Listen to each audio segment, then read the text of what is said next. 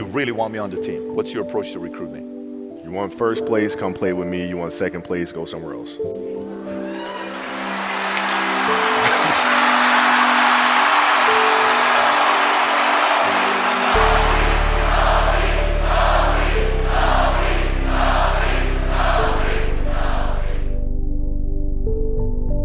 How did you get your mindset into this alter ego to be comfortable being Black Mamba? Like how did that happen? It's a good separation for me, emotionally, to be able to put myself in a place where at practice or when I'm training or during games, I switch my mind to something else. I switch my mode into something else, right? For me, it's the equivalent of Maximus Decimus Meridius in Gladiator picking up the dirt, smelling the dirt. It's go time, right? So that was my mental switch. It was like an actor getting ready for a film. You gotta put yourself in that cage.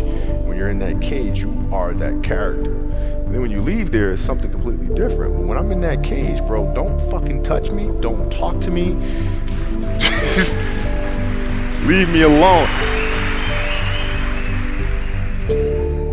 Do you think one of the edge you had over everybody else was the biggest percentage of your focus was on one thing? Mm-hmm. Do you see it that way? Like that was my edge over everybody else? I do. At the time, I didn't really understand that, right? So, basketball for me was the most important thing. So everything I saw, whether it was TV shows, whether it was books I read, people I talked to, everything was done to try to learn how to become a better basketball player. Everything. And so when you have that point of view, then literally the world becomes your library to help you to become better at your craft. The world becomes your library to help you improve your craft, better your craft. Yes, indeed. So because you know what you want, the world's giving you exactly the information you 100%, need to become better at it. Because you know what you're looking for. If I'm buddies with you from high school, if I'm a cousin of yours, what happened to our relationship? How did that gravitate when you went into the league and you're determined to become the greatest, or you're determined to become one of the greatest? What happens to our relationship? Oh, it suffers. It does suffer. Oh, yeah. Okay. Yeah. And you understood that. You were okay with that. Well, yeah. And the people that love you, like friends and family, like they know that about you. Got it. So they let you be you. And when you reconvene, you pick back up where you left off. Mm-hmm. But make no mistake about it, everything in between is lost, right? So those long-term relationships, the commitment of time of, taking vacation. Like I see a lot of players take vacations with other players that are close friends, and we'll just take vacations, just to take vacations, or just hang out, just to hang out. Like I never did that.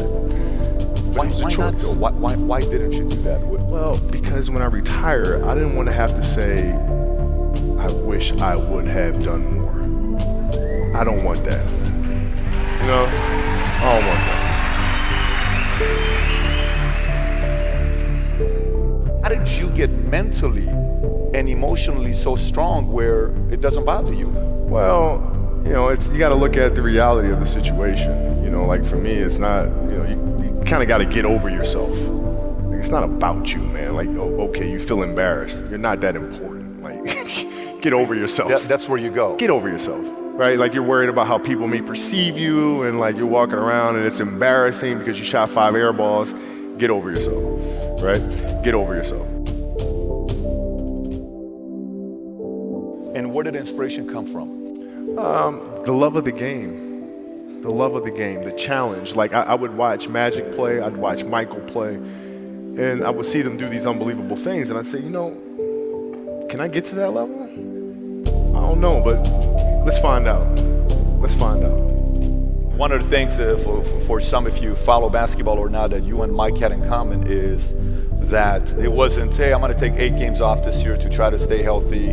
The mindset of knowing, like that to you is comical, right, to do that. What the hell is that, man? I don't know what that is. That's crazy.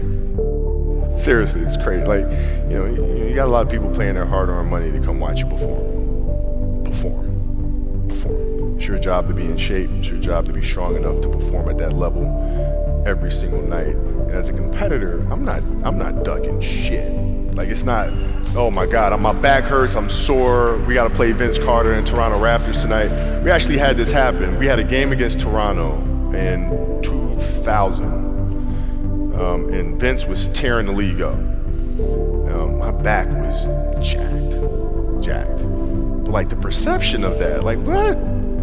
Kobe's missing the game against Toronto and Vince Carter because, man, my back was really spasming.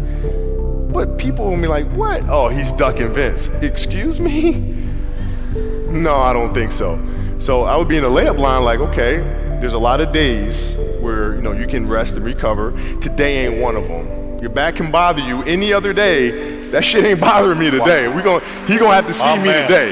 Yeah. Amen. Yeah.